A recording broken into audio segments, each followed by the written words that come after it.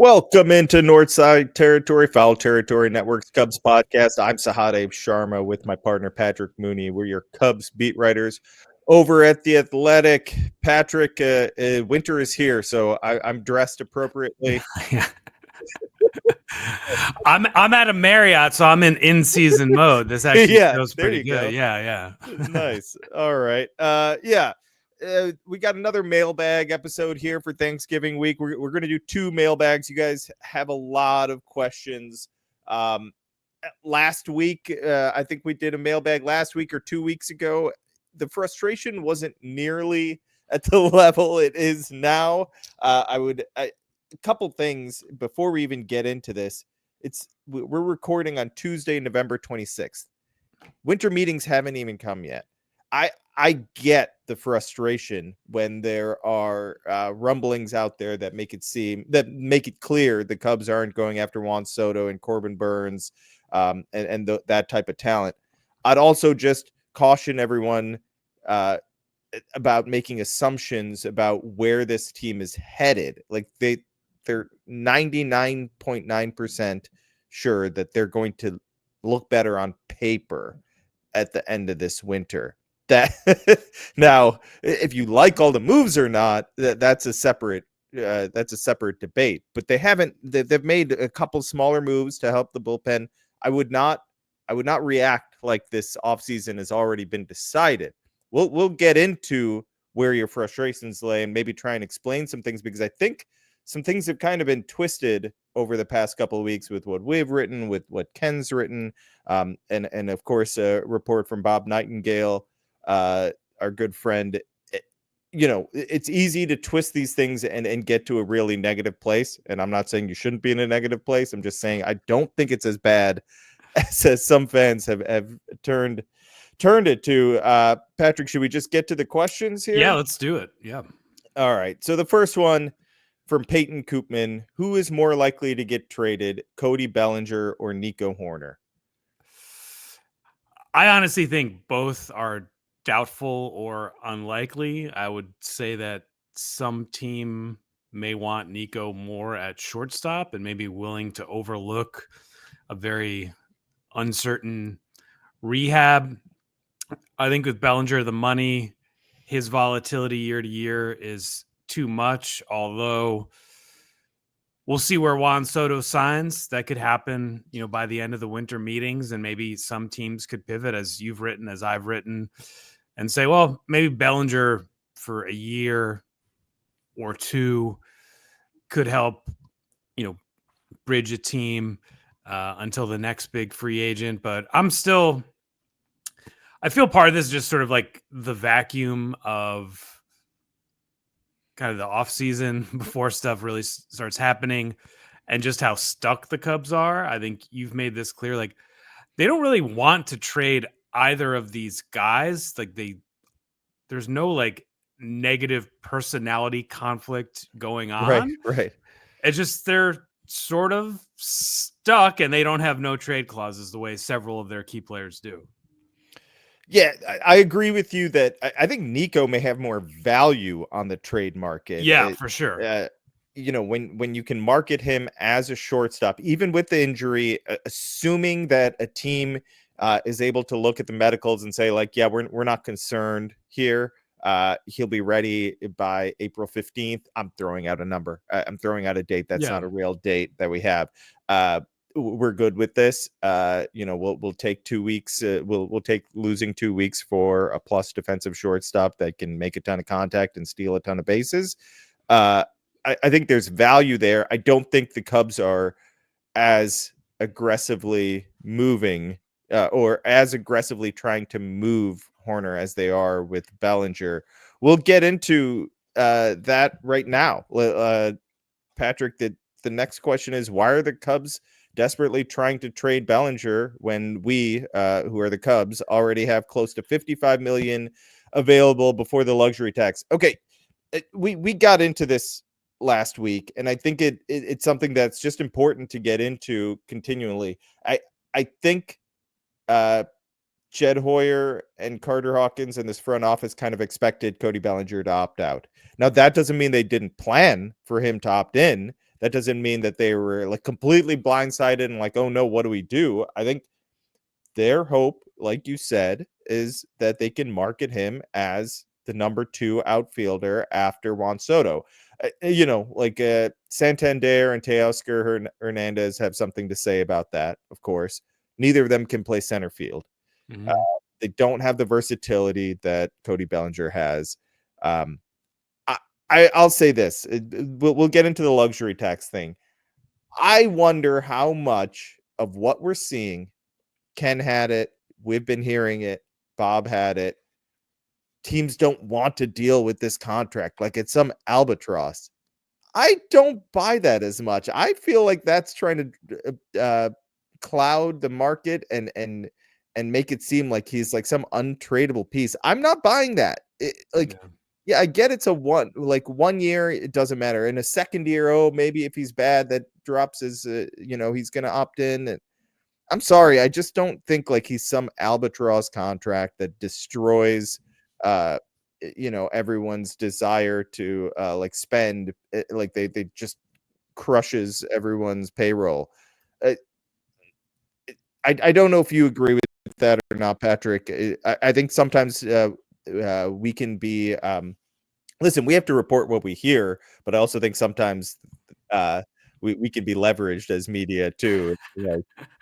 Never, never. Yeah. So I don't doubt that we have heard all these things. It's just sometimes I wonder. It's like I hear it over and over again. I'm like, is it really that bad? Has it turned so negative that people really think like I can't touch that contract? It's not. It's not 7 years. At most, it's 2 years and $50 million. Well, it's going to be a pretty big number. I mean, depending on how a potential negotiation would shake out in terms of paying it down, bad contract going back, the level of the prospect or two included in the deal. I just think there's like, why did Cody Bellinger come back to the Cubs? Why did he go all the way back to the beginning? Why was he non-tendered by the Dodgers? Why did he come back to the Cubs at the start of spring training last year? Why did he opt in for next year? There is, fair or not, some hesitation out there about what would you be getting for salary number X, depending on how it shakes out in those negotiations. And it's like the teams that are super data driven are going to have concerns about the quality of contact. He's not old, but he is 30 next year. I think you sort of wonder, like, have you already seen the best of Cody Bellinger? I don't know. Watching him play every day, and particularly on this Cubs roster, I think it's a nice piece to have. Like you say, there aren't name a better center field option out there that's like available. They're just very scarce. Left-handed hitter, playoff experience, like all those things. So I don't think the Cubs are desperately trying. I think they're eager to hear what's out there. I think they would certainly like to repurpose that money. But at the same time, I think that's the type of guy you trade. And then in April, a bunch of injuries hit. And you're like, man, Cody Bellinger could have done X, Y, and Z immediately. Yeah, no, I think we're also starting to downgrade his value on the field for this team. Just thinking about him as a contract number instead of in payroll instead of his production. And just to touch on this, the Cubs have close to 55 million available. You sign one pitcher, good pitcher, half of that is almost gone. Okay, and then you want to have. So let's get into payroll because here's the next question, Patrick. Go ahead and read it. All right. The rumblings seem to be pointing towards cutting salary. I just can't understand why. I'm not asking for it to make sense. Instead, I'm asking for you to paint me a best case scenario offseason. Okay. I couldn't fit in the name there. I think that was Shane. I apologize if that wasn't Shane. We got a lot of questions, so I can't even go through Twitter and find out exactly who that was. But so let's deal with the first part of this, right? Cutting salary. So if let's say it's 55 million left right now, and they're trying to get rid of Bellinger, trying to move Bellinger's salary to open it up to like almost 85 million. Okay. That's you touched on it. They just want more payroll flexibility. They're not like 55 million goes quickly when you have, say they want to sign a pitcher, and then what if Pitcher, they want like a depth? catcher, Yeah, bullpen. yeah, they're still like Matt Tice isn't the answer at catcher, right? Bullpen happens quickly. If they want to add like different pieces on the bench, right? Because I don't think they want to start the season with these kids as the bench pieces, because they want them as depth, but they don't want them sitting on the bench at the major Mhm. league level.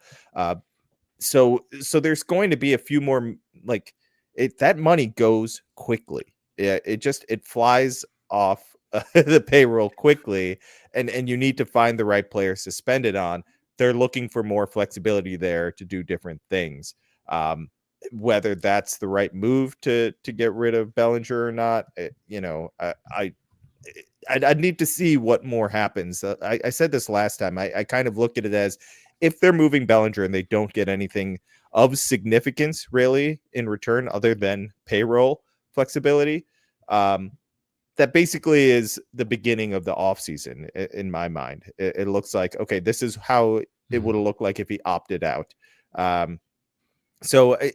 What's an ideal, a best case scenario offseason? For me right now, it's it would be it would be finding a way to get a no doubt starter that looks like a 2 sometimes, but is, you feel comfortable saying he's a 3, right? It'd be getting 2 more legitimate relievers, one with some closing experience, doesn't have to be a lockdown closer, but just someone, or at least someone that looks on the precipice of like, hey, this guy can handle the high leverage. We're going to give him save opportunities and spread it around to him, Porter Hodge, and For whoever sure. I'm missing, Yeah. um, and then it would be finding a way to get another bat in the lineup, whether that is something smaller like Michael Conforto, or something via trade. Um, and when I talk about a pitcher, I like adding a starting pitcher. That could be via trade too. Well, you have to consider that. Don't just assume that they're gonna. So that's a way that if they don't move Bellinger's contract, if you add a pitcher that's like ARB eligible and that you feel good about, then you can spend a little bit more money and find a way to add a bat. I'm just like, the, these are realistic scenarios, right? These are not dream scenarios. I'm not going to say go get Anthony Santander and sign Max Fried, because I don't think they're not going to be aggressive with the qualified offer guys. I don't think they're shopping at that level right now. I think things can change if they move Bellinger. I just don't know what that looks like or what that means. Yeah, and I think part of their strategy has been to just be patient and see what happens in January when players and agents have to scramble, when other teams more impacted by the uh, cable TV situation, if they're sidelined. Like you say, Conforto is one of the names our colleague here and at the Athletic, Ken Rosenthal, mentioned in terms of the Braves, of like looking at outfielders. Like, I think that's kind of the thing with Bellinger, right? Like, if he was a free agent right now, like, what would he get? Like, probably not 30 plus million a year, right? He could probably get more than 2, but like, there are guys out there that they may see of like, oh, that would be like a nice piece, like for this particular group. And I do think they'll be able to pounce on those. And we've written this before, the trade market will open up for them. Like, they have a lot of trade chips. They have needs. They have relationships to try and go after, that pitcher you're talking about. Yeah, when you talk about waiting and being patient, I think that's going to trigger Cubs fans for sure, and I get Yeah. it. Yeah. Yeah, I like it. It would be annoying to watch again, like no real significant moves. At least they've made some smaller moves here. We can't make the. How much did we hammer the, like, they're one of like 2 teams that hasn't added a player to the 40-man. It's only like the second inning of the offseason, right? Yeah. So at least we can't use that as a argument anymore.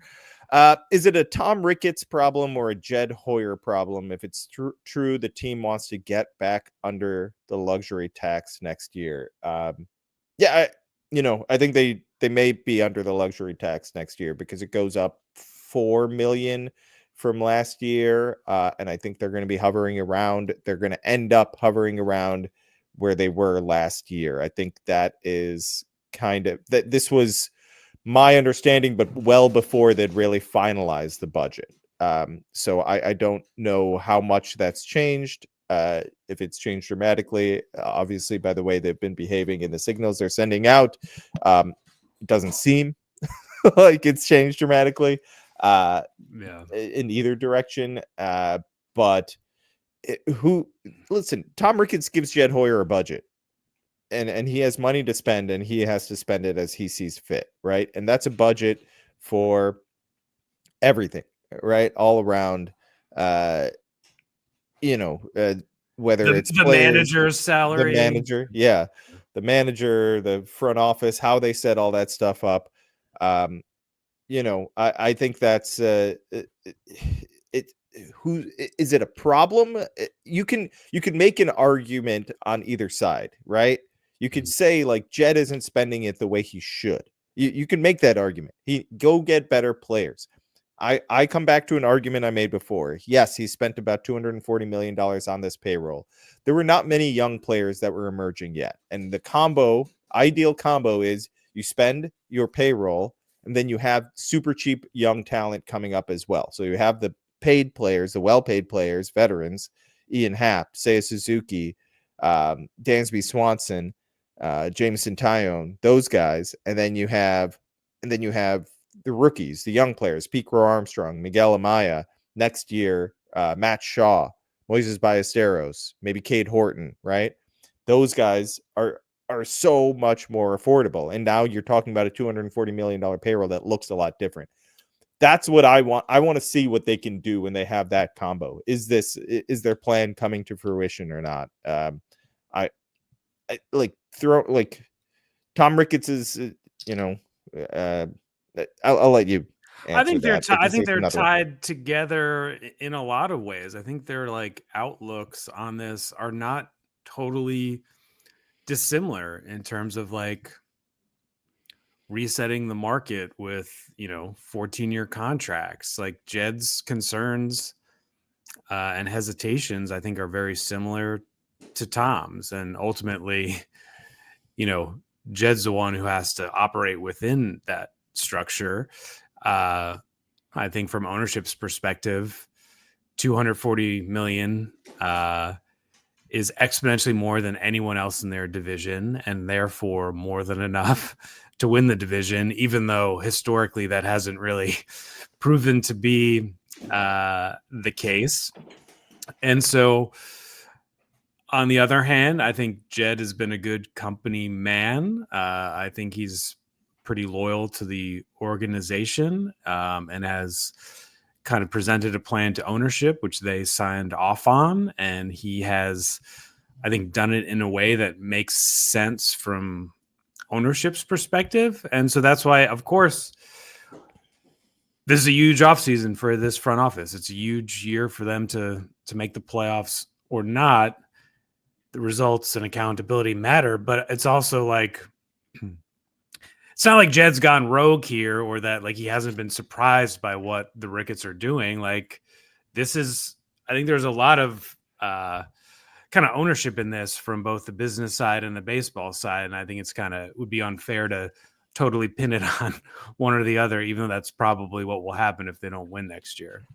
Right. And here's a similar question. Why are the Ricketts operating the Cubs like the team is based in Pittsburgh?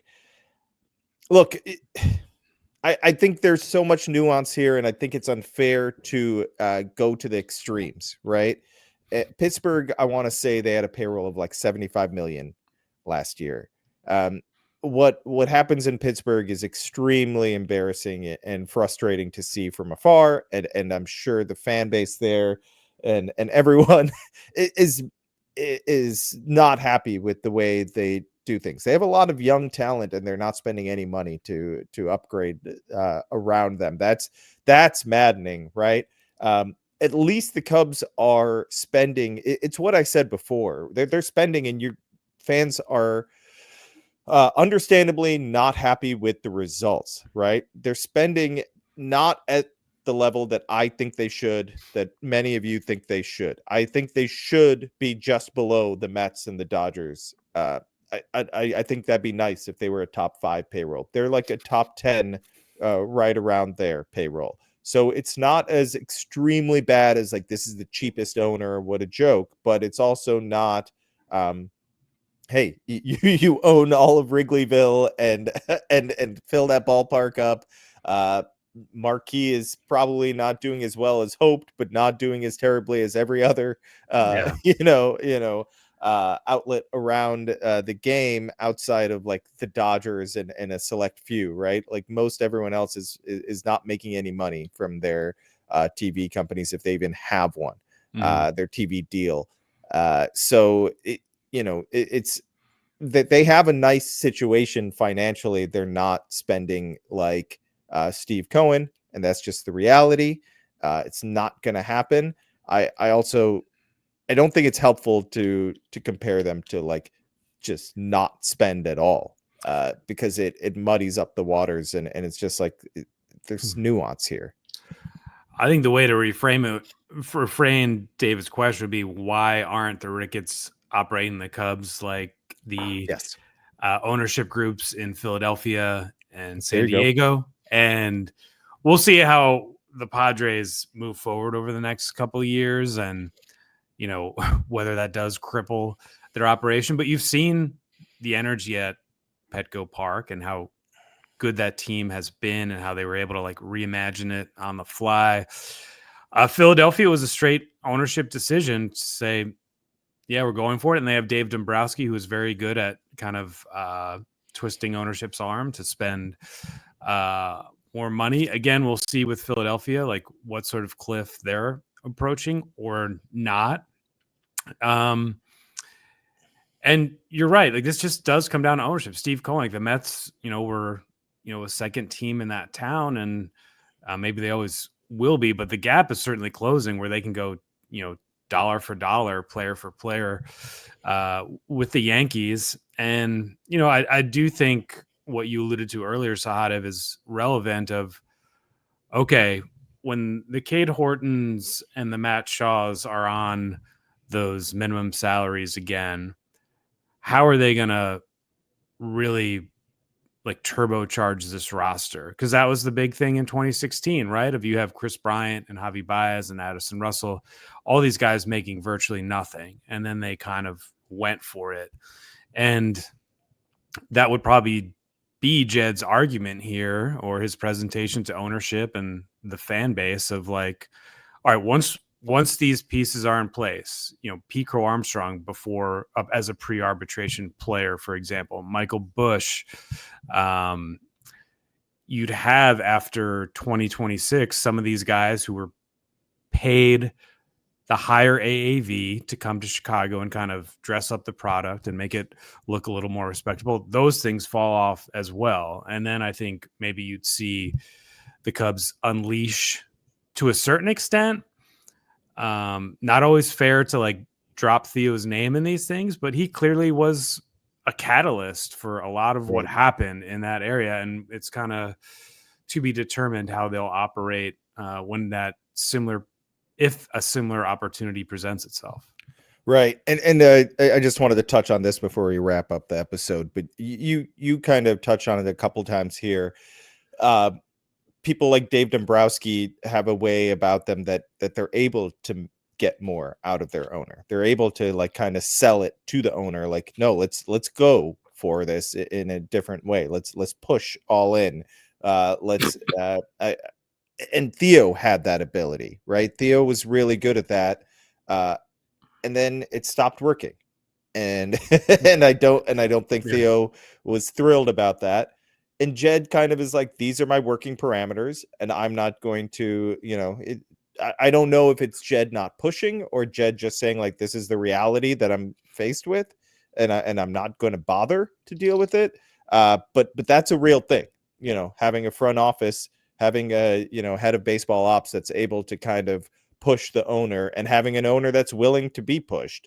I think Tom Ricketts was that owner pre 2016, and maybe even post 2016 when you talk about Yu Darvish, but something changed. Maybe it was just as simple as that 2018 season, uh, and maybe that was what it was that kind of changed the way he looks at it. Maybe is that combined with seeing teams like Tampa Bay and Cleveland and Milwaukee do it the way they do it. But it's clear that he's not going to spend like the Padres and the Phillies. And it'll always just be a talking point of like, look at the Diamondbacks, look at the Rays, look at Cleveland, whatever it may be that year's talking point may be. All right. Thanks for listening, everyone. Thanks for watching on YouTube. Make sure to rate, review, subscribe to Northside Territory. Subscribe on YouTube. Subscribe to The Athletic, where Patrick and I will be covering everything all offseason, all things Cubs. Truly appreciate everyone that listens. Thanks.